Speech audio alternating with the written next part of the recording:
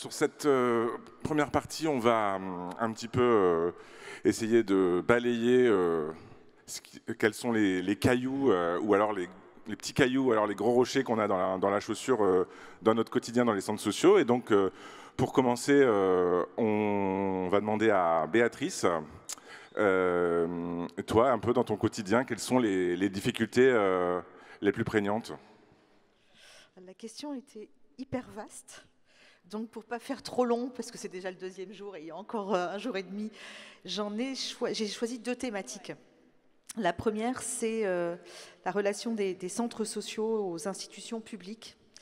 La nature de la relation entre les centres et les institutions se veut un partenariat constructif au service des habitants.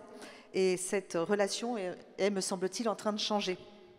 Nous constatons le retrait des services publics sur tous les territoires et un réflexe de plus en plus fréquent de considérer les centres sociaux comme des prestataires de services. Apparemment, je ne suis pas la seule. Nous constatons une tendance à être considérés comme des acteurs de proximité pour mettre en place des politiques publiques, voire des événements définis sans concertation avec les centres et surtout avec les habitants. Nous constatons une instrumentalisation des centres sociaux au service des politiques publiques, parfois au détriment des préoccupations des habitants, de leurs priorités et des réalités des territoires.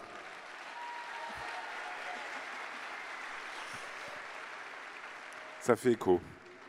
Nous constatons une dérive dans la nature du partenariat entre nos associations et les institutions qui pourrait aller vers une relation client-fournisseur, comme c'est le cas par exemple dans le système d'appel à projets, qui nous oblige parfois à tordre nos projets associatifs pour cocher des cases et nous met souvent en concurrence entre associations.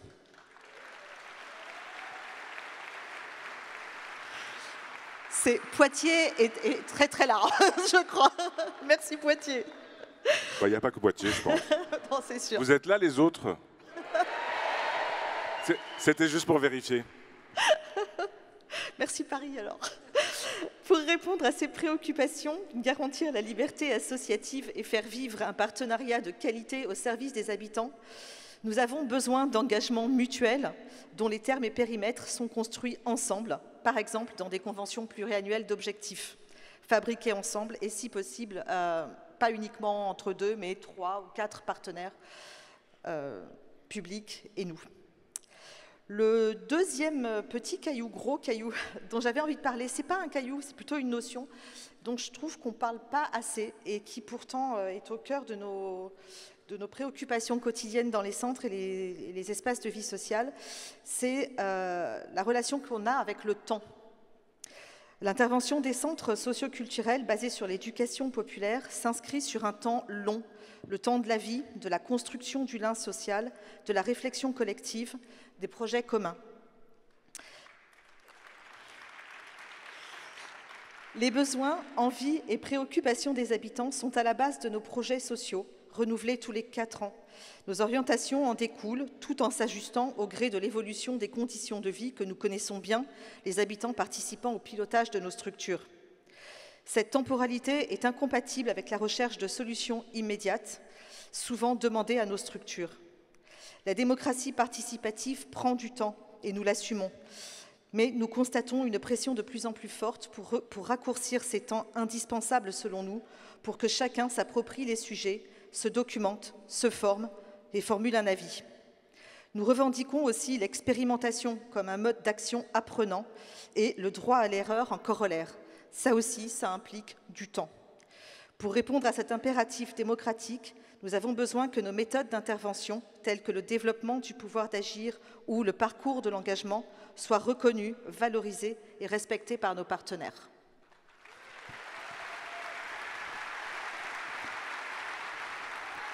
Voilà pour mes cailloux. J'en ai plein d'autres, mais je m'arrête là. Merci beaucoup Béatrice, ça semble faire bien écho dans la salle. Maintenant, on va peut-être se pencher du point de vue d'une déléguée, celle de la Fédération des Pays Picards. Valérie, toi, de ton point de vue, quels sont du petit caillou au gros rocher? Exactement. D'abord, moi, je vous propose de parler des humains. Et donc, mes premiers petits cailloux dans ma chaussure, on utilise beaucoup cette image dans notre réseau, c'est le petit caillou dans la chaussure, je marche avec.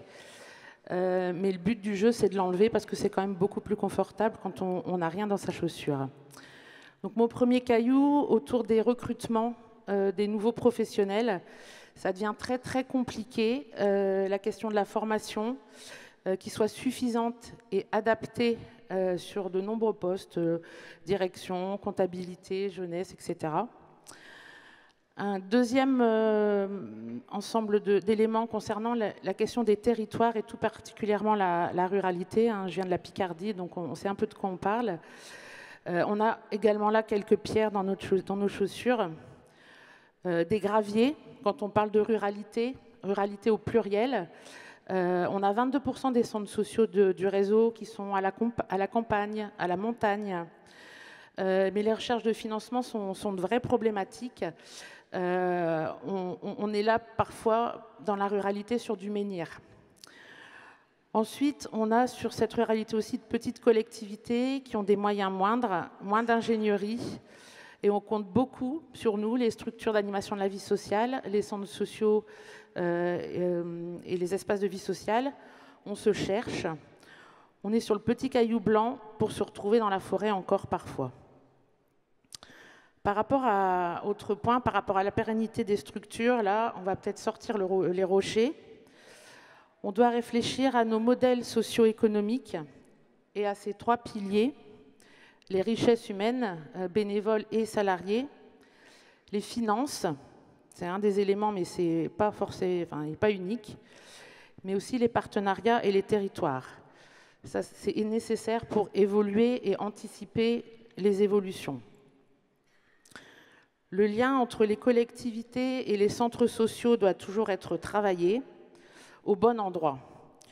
Le contrat d'engagement républicain, CER, document par lequel les associations s'engagent à respecter les principes de la République, qui est demandé pour avoir des subventions depuis janvier 2022. Normalement, une petite croix suffit, mais de plus en plus, on nous demande le document signé et les services de l'État vérifient. Ce document où seuls nous, associations, nous engageons, peut amener à des dérives, nous faire entrer dans les rangs. Sommes-nous juste des outils pour mettre en œuvre les politiques publiques? Et là, on est bien de l'ordre du silex.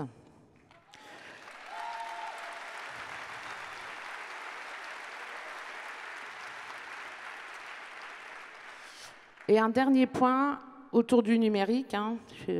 Centres sociaux connectés, on a ça dans notre ADN maintenant. Et comme on est dans le Nord, je ne peux pas passer ici à côté du pavé. Le numérique devient un incontournable pour l'accès aux droits, dans le cadre des animations, mais on a des questions éthiques, de risques, mais c'est aussi une ouverture au monde. La transition numérique doit être opérée dans nos structures. Pour autant, pour faire du numérique, il faut maintenir les humains. Et là, en termes de petits cailloux, c'est de la caillasse au fond de ma chaussure, et c'est de la caillasse qu'il nous faut au sens, à l'autre sens du terme, parce que j'ai commencé par les humains, et je reviens à l'humain, même sur le numérique, il faut des hommes et des femmes pour accompagner d'autres hommes et d'autres femmes. Merci beaucoup Valérie. On a pu constater que tu avais une fine connaissance des pierres. Dans les pays picards, on a différents types de pierres, de la précieuse à la moins noble. Nous avons également la chance d'avoir sur le plateau ce matin une jeune administratrice. C'est quand même pas rare. Déjà, on peut peut-être l'applaudir parce que... En la personne de Loïs qui nous vient, qui est administratrice du centre social des Trois Cités à Poitiers, si je ne me trompe pas. Et donc toi, ouais, ils sont là. Et donc toi, Loïs, en plus, avec ta vision de jeune administratrice, qu'est-ce qu'au quotidien est compliqué? Quels sont tes petits cailloux à toi ou tes gros cailloux? Je partirai plutôt pour dire qu'il n'y a que des petits. Je vais commencer par le positif. Je pense que j'ai eu beaucoup de mal à trouver une réponse à la question du fait qu'aujourd'hui, j'estime, de par notamment la chance que j'ai eue d'être là aujourd'hui et ce congrès, que la place des jeunes commence à prendre place dans les espaces d'engagement comme cela. Mais je préfère quand même dire qu'être jeune, c'est pas un problème. Ce serait triste quand même, mais malheureusement. D'accord. Oui.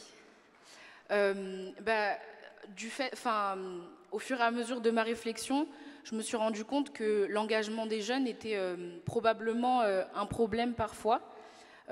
Cette jeunesse stigmatisée, victime des mêmes préjugés. En fait, j'ai pu constater qu'on portait une image involontaire qui nécessairement en fait, nous conduit à ressentir un sentiment d'illégitimité dans énormément de structures d'ailleurs, dans la place que nous on décide de prendre, dans l'action qu'on veut à travers les centres ou dans des instances de citoyenneté. Ça, c'est ce que j'ai pu constater. Ça nous empêche d'avancer aujourd'hui parce que la jeunesse, jusqu'ici, on ne nous a pas donné la place de pouvoir agir, de pouvoir être acteur finalement de ce quotidien-là qui nous appartient aussi. Je trouve ça dommage parce que du fait de ce sentiment d'illégitimité qu'on peut être amené à ressentir, ça nous freine en fait dans cette volonté-là de s'investir encore et toujours. Et donc forcément, au fur et à mesure du temps, on perd des jeunes et on perd aussi des projets, on perd aussi une évolution qui ne se fera pas sans nous. Et on est content de pouvoir continuer et on espère de pouvoir encore plus être présent auprès de vous pour pouvoir agir. Et il y a hier, durant les temps d'interconnaissance avec les jeunes, il y a une phrase qui a pu ressortir un peu plus. Je l'ai notée parce que je trouvais que c'était vraiment à l'image de ce que c'était. La jeunesse, ce n'est pas un âge, c'est un moment de vie.